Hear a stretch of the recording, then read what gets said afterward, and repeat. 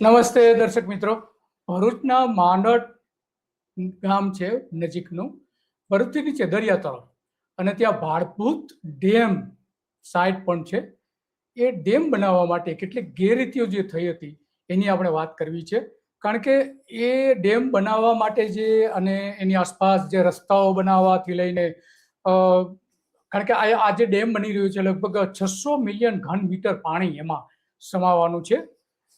અને એનો જે ખર્ચ, જે શરૂઆતનો ખર્ચ હતો આ ડેમનો, એનો લગભગ 3,200 કરોડ રૂપિયા હતા, અને એ વધારીને 5,000 કરોડ રૂપિયા થઈ ગયા છે. 5,000 કરોડ રૂપિયા. મૂળ તો આ નર્મદા યોજના જે બની છે એનો એક ભાગ છે. કારણ કે નર્મદાનું જે વધારાનું પાણી છે એ આ ડેમમાં ભરીને એને આસપાસના વિસ્તારોમાં નાખવાનું, સિંચાઈ માટે આપવાનું હતું. અને બીજું કે જે કલ્પસર યોજના બનાવવાની છે એનો આ એક મહત્વનો ભાગ હતો. તો બંને રીતે આ ડેમ સાંકળે છે. સૌથી મોટા જે ડેમ કહી શકાય, કારણ કે લગભગ એ ભાડભૂત ડેમ જે છે એ 1.7 કિલોમીટર લાંબો નદી ઉપર, નર્મદા નદી ઉપર બેરેજ જે બનાવવામાં આવ્યો છે, અને એની ઉપર 2 માર્ગો પણ બનાવવામાં આવ્યા છે. તો એ બધી જ આજે વાત કરવી છે.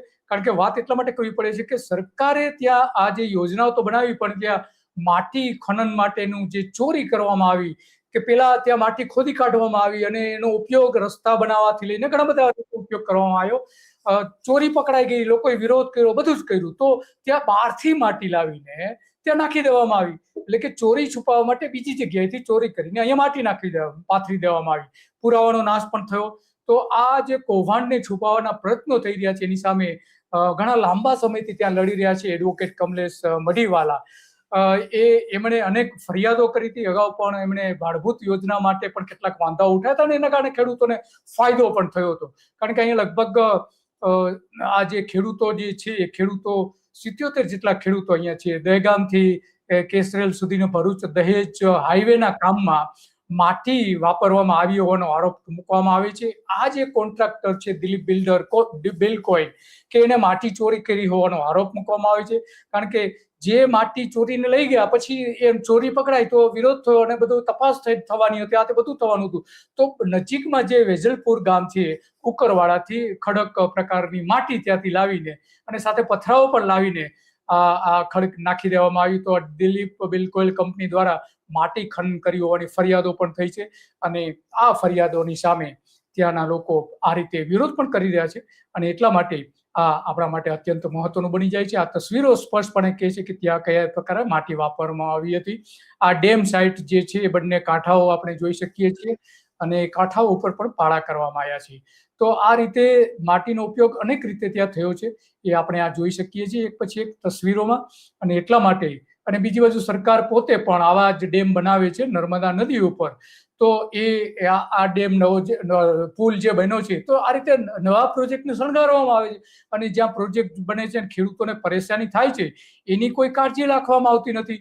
તો આ બધી જ બાબતો આપણે જાણવી છે, સમજવી છે. અને એટલા માટે આપણે સાંભળીએ કે ત્યાંના જે એડવોકેટ છે શું કહી રહ્યા છે એ પણ સાંભળીએ, અને પછી વાસ્તવમાં જે કંઈ ચાલી રહ્યું છે એ પણ આપણે એની. એટલા માટે આ જરૂરી છે કે આ ડેમમાં કઈ રીતે ડેમમાં નહીં પણ આ માટીમાં કઈ રીતે કૌભાંડ થયું છે એ પણ સાંભળીએ. જે ગૌચરની જમીનની મારી કમ્પ્લેન હતી, તે કમ્પ્લેન બાબત જે ખોદાઈ ગયેલી હતી આ વિસ્તાર, પણ અહીંયા પાછી આ માટી નાખવામાં આવેલી છે. અને માટી આ ખુપરાવાળી માટી છે, કે જે માટી અહીંની નથી, પણ આ માટી વેજલપુર વિસ્તારના અમારો જે 4 ખુરશીનો વિસ્તાર છે, જ્યાં બાવાજમન નામથી ઓળખાય છે, તેની નીચેના જે પટ છે તેની આ ખુપરાવાળી, કે જે પથ્થર જેવી માટી છે, તે માટી છે. અને ત્યાંથી ઉઠાવીને આ માટી અહીંયા નાખવામાં આવેલી છે. એટલે ઇલીગલ માઇનિંગની પ્રવૃત્તિ મનારથી માંડીને વેજલપુર સુધી દિલીપ બિલ્કોન, જે ભાડભૂત બેરેજના કલ્પસર ડિપાર્ટમેન્ટના કોન્ટ્રાક્ટર છે, તેણે આ ગેરકાયદેસરની પ્રવૃત્તિ કરેલી છે.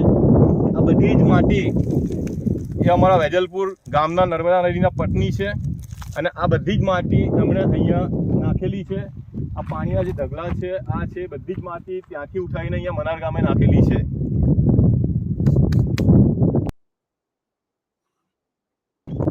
ભાડભૂત બેરેજના જે કોન્ટ્રાક્ટર છે દિલીપ બિલ્કોન, તેના તરફથી જે માટી ખનન ગૌચરની જમીન અને ગામના તળાવની જે નદી કિનારે આવેલી જમીન ખોદકામની ગેરકાયદેસર કાયદેસર જે માટી ખનનની ફરિયાદ આપેલી હતી તે બાબતમાં તમે અહીં જોઈ લો, નદી કિનારાના જે કિનારાની ત્યાં પથ છે અને નદી કિનારા માટે કેટલું ઊંડું અહીંયા ખોદાણ કરી દીધેલું છે. અને સૌથી મહત્વની વાત કે નદીમાંનો જે જમીનની અંદર જે રસ્તો છે એ નદીનો પાણીનો પ્રવેશ કરીએ એ પ્રમાણે રસ્તો આખો કરી અને આખું તળાવ થઈ ગયું છે. નદીના પાણી અંદર પ્રવેશી આવેલા છે. હવે સરકાર એમ ભારભૂત બેરેજની જ વાત કરીએ તો ખાસ કરીને ધંધુરિયા શક્કરપોળની આપણે વાત કરીએ તો જ્યાં ખેડૂતોના ખેતીની જમીન જે છે તે દુબાણમાં ગઈ અને એના કારણે એમને વળતર આપવામાં નહીં આવ્યું અને અડધું વળતર આપવામાં આવ્યું. અને અહીં સરકારી યોજનાના કોન્ટ્રાક્ટર ખુદ એ જમીનો અહીંયા ખેડૂતોની ધોવાઈ જાય એ પ્રકારની નદીના પટ આખા એમણે માટી ખનન કરવા માટે તોડી નાખેલા છે. તો આ જે પ્રવૃત્તિ છે તે પ્રવૃત્તિની સામે વહીવટીતંત્રે તાત્કાલિક પગલાં લેવા જોઈએ અને CRZ ફરિયાદ તાત્કાલિક GPCBના અધિકારીએ પણ કરવી જોઈએ અને તાત્કાલિક ધોરણે અહીં સ્થળ તપાસ કરી અને FIR નોંધાવી જોઈએ દિલીપ બિલકોન સામે. અને ભરૂચ દહેજ હાઈવેના જે કોન્ટ્રાક્ટર છે GHV ઇન્ડિયા લિમિટેડ તેની સામે તાત્કાલિક CRZની ફરિયાદ અને માટી ચોરીની ફરિયાદ તાત્કાલિક નોંધાવી જોઈએ. અને એ બાબતની ફરિયાદ જે ઢોરો છે એ ગૌચરણની જમીનમાં જ ચડી રહેલા છે, પરંતુ કેટલાક ગૌચર ચોરો ભારભૂત બેરેજના કોન્ટ્રાક્ટર દિલીપ બિલકોન એ આખું ગૌચર જ ચોરી ગયા. ઢોરો ચરવા આવે છે ઘાસચારો, પણ ભારભૂત બેરેજના કોન્ટ્રાક્ટર જે છે દિલીપ બિલકોન તે તો આખું ગૌચર જ અહીંથી ચોરી ગયા. અને નવાઈની વાત એ છે કે ફરિયાદ કર્યા છતાં પણ ઘણા બધા દિવસો પસાર થઈ ગયા તેમ છતાં પણ કોઈ FIR થઈ નથી. GPCB વાળાએ CRZના ભંગ બાબતની કોઈ ફરિયાદ કરેલી નથી અને બધા મૌન છે, તંત્ર મૌન છે, ચુપ્પી સાણીને બેઠા છે. ખબર નહીં કેમ. આશા રાખીએ છીએ કે આ ઢોરોને ન્યાય મળે. આજે મારી ફરિયાદ હતી મનાર ગામની ભારભૂત બેરેજ તરફથી જે માટી ચોરીની ભારભૂત બેરેજના કોન્ટ્રાક્ટર દિલીપ બિલકોન તરફથી એ ચોરી થયા બાદ મારી ફરિયાદ તંત્રને રજૂ થતાં તંત્ર તરફથી તો ખબર નહીં શું પગલાં લેવાય તેની RTI મેં કરેલી છે, પરંતુ ભારભૂત બેરેજના જે માણસો છે તેમના તરફથી ફરી અહીં માટી નાખીને પુરાવાનો નાશ કરવાનો પ્રયત્ન કરેલો છે. અને આ માટી જે છે એ અહીં કોઈ નથી, પરંતુ વેજલપુર કુકરવા તરફની આ માટી છે અને ત્યાંથી માટી ચોરીને ફરી અહીં માટી નાખી રહેલા છે. એટલે ચોરી પે ઉપર સીના ચોરીનું કામ ભારભૂત બેરેજના કોન્ટ્રાક્ટર દિલીપ બિલકોન તરફથી થઈ રહેલું છે અને તેની તપાસ થવી જોઈએ. અગાઉ હું ફરિયાદ કરીશું બીજી.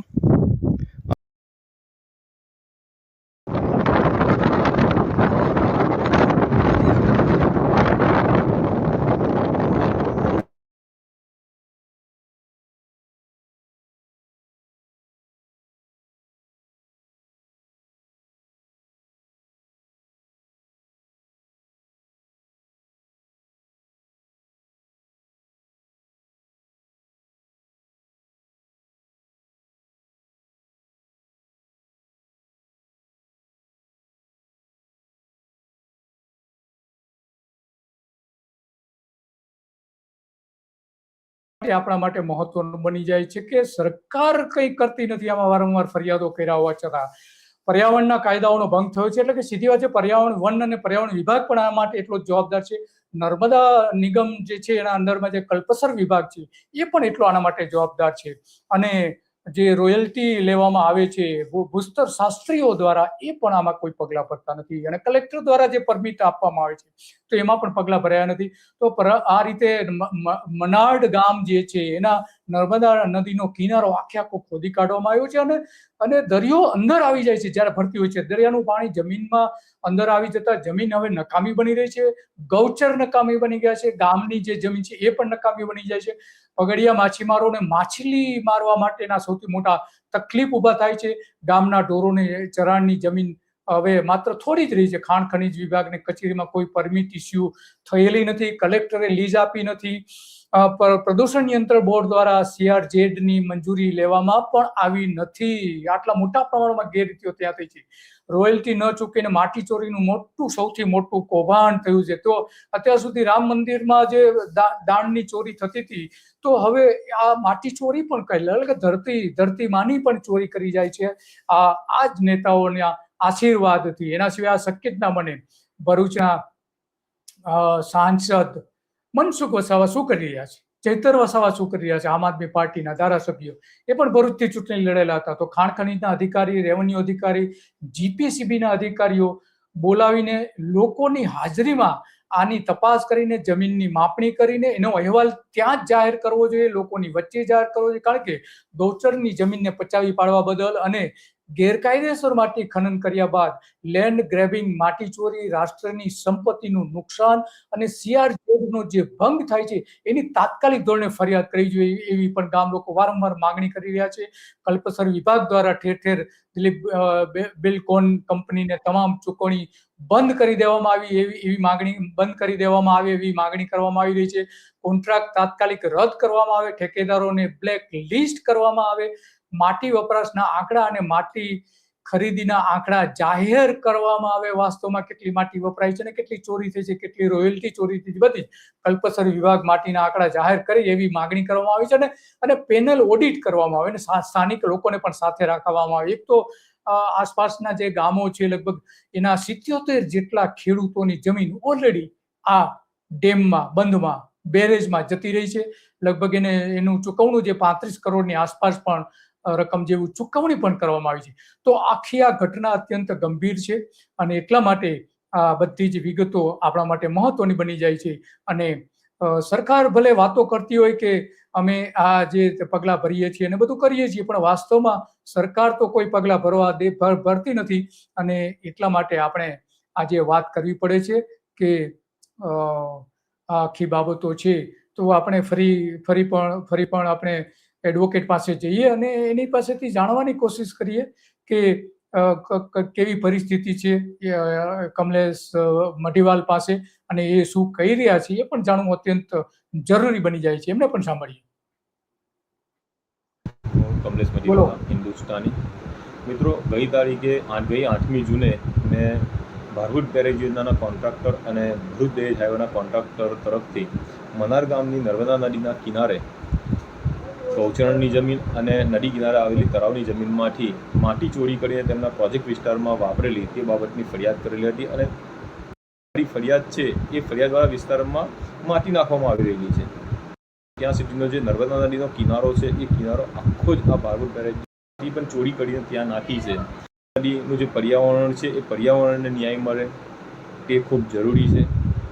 ભરૂચ જિલ્લામાં તો હાલ એવી અફવાઓ ચાલી રહેલી છે કે ખાણ ખનીજ કચેરી નામર્દ બની ગયેલી છે, જીપીસીબીની કચેરી નામર્દ બની ગયેલી છે. પરંતુ હું એ વાતમાં સત્યતા જરા પણ નથી એવું માનું છું. પણ લોકોના મોઢા જે અફવાઓ છે, અફવાઓ બંધ કરવી પણ જરૂરી છે. કારણ કે હાલ જે ખુલ્લે આમ ભરૂચ જિલ્લા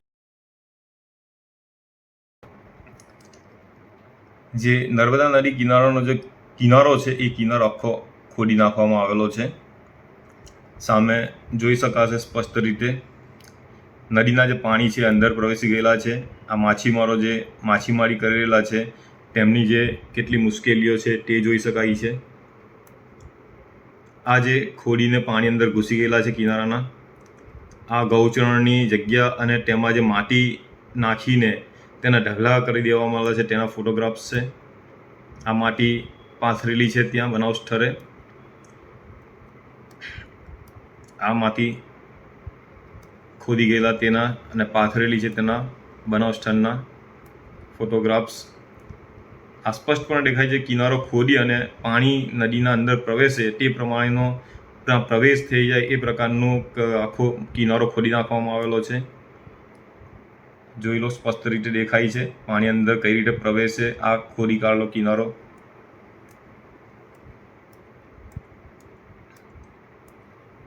આ ખોદકામ જુઓ અને આ પથ્થરો ત્યાં નાખી દીધેલા છે પુરાવાનો નાશ કરવા માટે. આ કેટલી હદે માટીનું ખોદકામ કરેલું છે જોઈ લો. આ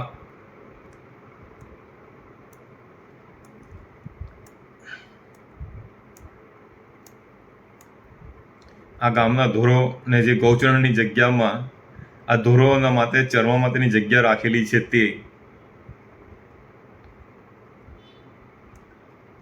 ધોરોની પણ દયા આ માટી ચોરવાનો નથી.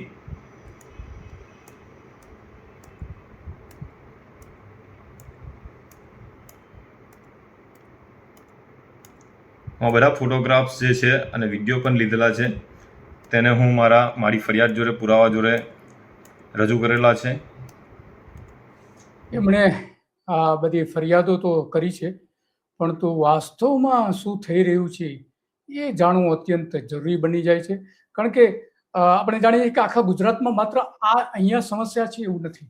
વિધાનસભામાં પણ આની કેટલીક વિગતો આપી હતી. સીએજીએ પણ આનો રિપોર્ટ સંબંધિત કામગીરીના સંદર્ભમાં આપેલો હતો.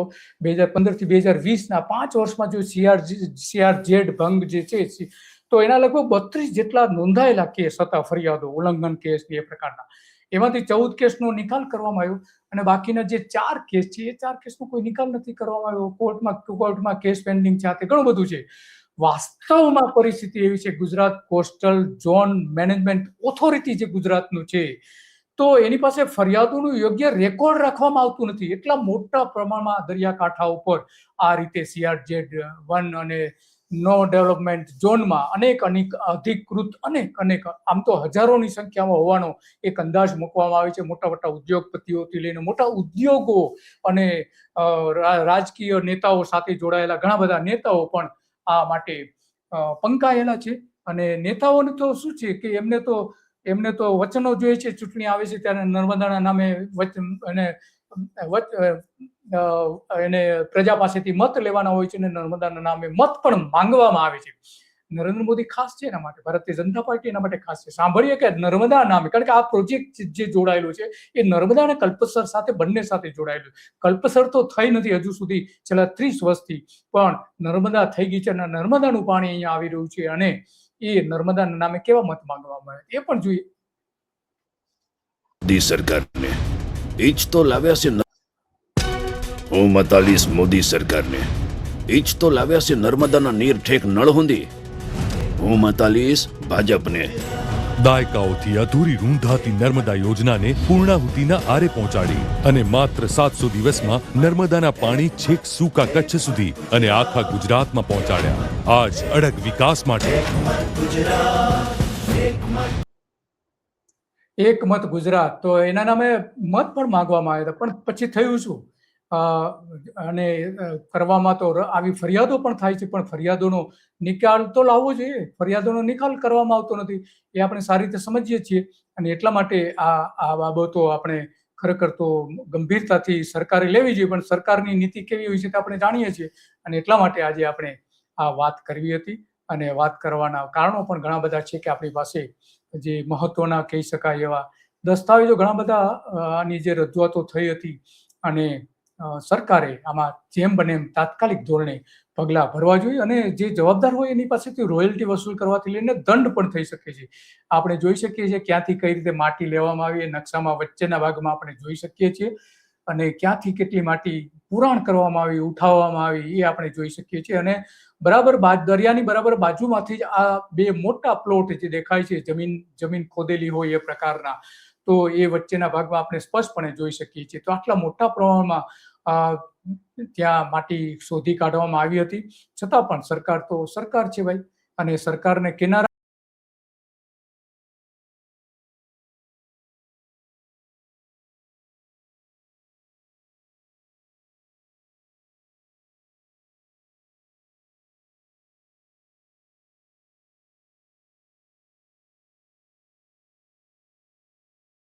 નથી.